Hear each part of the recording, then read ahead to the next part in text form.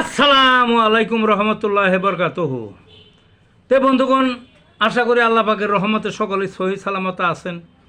তে কবি Gazi আক্কাসাল YouTube channel 017140885009 এর পক্ষ থেকে আপনাদের সকলের প্রতি রইল একান্ত আন্তরিক শুভেচ্ছা ভালোবাসা। তে বন্ধুগণ, এখন আপনাদের সামনে যে বয়ানটা রাখবার চেষ্টা করব, বয়ানটার নাম হলো হাদির জানাজা। হাদির জানাজা আপনারা বুঝতেই পারছেন। আজকে মানিক মিয়া এভিনিউতে উসমান হাদির যে জানাজাটা হলো, আমার জীবনে বহু জানাজা দেখেছি, বিভিন্ন সময় এই মানিক মিয়া এভিনিউতেই দেখেছি। বড় বড় লিডার শ্রেণীর মানুষ ছিলেন তারা, কিন্তু হাদিয়া তো বড় লিডার শ্রেণীর মানুষ নন। লিডার তিনি, কিন্তু এত বয়োজ্যেষ্ঠ বা এত বড় ছিলেন না, কিন্তু জানাজা তার অনেক বড়।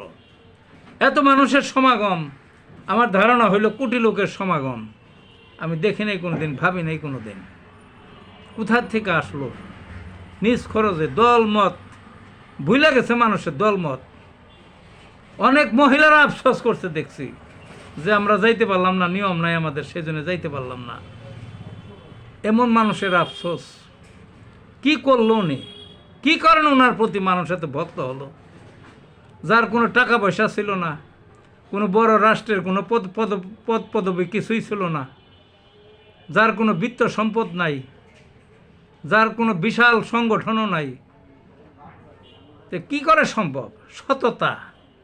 সততা এমন এক জিনিস, সত্য কথা বলতে কোনো দ্বিধা করতেন না। তিনি জানেন চরম সত্য কথা বললে অনেক বিপদ আপদ আসবে, এবং তিনি বিপদ আপদকে বরণ করেই এই সমস্ত কথাবার্তা বলতেন। যে কোনো সময় মাথায় গুলি লাগতে পারে, বুকে লাগতে পারে, সে মারা যাইতে পারে, সে শহীদ হয়ে যাইতে পারে, তার ছেলেটাকে দেখে রাখেন ইত্যাদি। তিনি বিভিন্ন বয়ানে, বিভিন্ন ধরনের বয়ানে বলছেন। তিনি বিভিন্ন জায়গায় ঘুরতেন, সভা, মঞ্চ, মিছিল ইত্যাদি ইত্যাদি সব সময়ই মুখ লাড়তেন, মানুষকে বুঝাইতেন সৎ পথে আসো। এইটাই ছিল মূল বাণী, বুঝছেন না? ইনকিলাব বা বিভিন্ন সুরতে তিনি এগুলা করতেন। আমার আজ মনে পড়ে সেই 2500 বছর আগের সক্রেটিসের কথা। তার কিছুই ছিল না, ঘুরে ঘুরে মানুষের প্রশ্ন বানে জর্জরিত করে প্রশ্ন করে করে সৎ জিনিস প্রচার করতেন। শাসকদের ভালো লাগলো না, হেমলকের বিষ খাওয়ায় মারলো, সবাই জানেন। কিন্তু তিনি তো মরেন নাই সক্রেটিস। সবার হৃদয় আজকেও, জাতি ধর্ম, ছোট বড়, মহিলা পুরুষ নির্বিশেষে সবার অন্তর আজও তিনি জাগ্রত। তিনি বাঁচা রয়েছেন, অমর হয়ে রয়েছেন, দার্শনিকের সম্রাট হিসাবে বাঁচা আছেন। হাদিও যদিও ছোট্ট, এত বড় কথা বলা ঠিক কিনা তার সমাজে আমার সেই সক্রেটিসের কথা মনে পড়তেছে তার অ্যাক্টিভিটিস দেখে, বুঝলেন না?